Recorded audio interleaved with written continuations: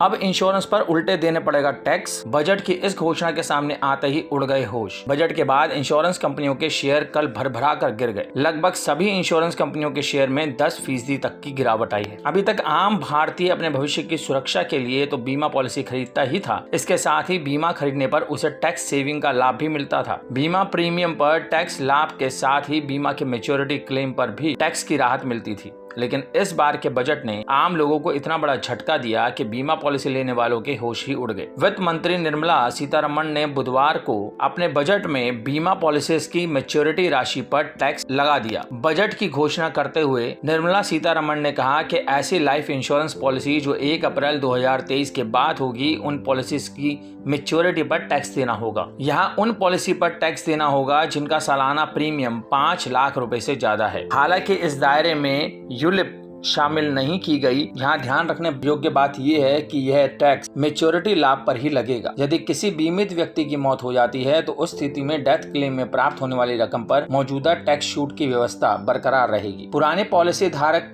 इस झंझट से मुक्त। बजट में फाइनेंस मिनिस्टर निर्मला सीतारमण ने साफ कर दिया है कि जो पुराने पॉलिसी धारक हैं उन्हें मैच्योरिटी बेनिफिट पर कोई टैक्स नहीं देना होगा। लेकिन यदि कोई व्यक्ति नए वित्त वर्ष यानी 1 अप्रैल 2023 के बाद पॉलिसी खरीदता है और उसका प्रीमियम 5 लाख रुपए से अधिक है तो फिर उसे टैक्स अदा करना होगा। बजट के बाद टूटे बीमा कंपनियों के शेयर। बजट के बाद इंश्योरेंस कंपनियों के शेयर भर भरा करके गिर गए। लगभग सभी इंश्योरेंस कंपनियों के शेयर में 10% तक की गिरावट आई। इसके अलावा नई टैक्स रिजीम पर जोर देने और पुरानी बचत और बीमा योजनाओं की अनदेखी करना भी बाजार को रास नहीं आया और शेयर बाजार में इंश्योरेंस टूटा।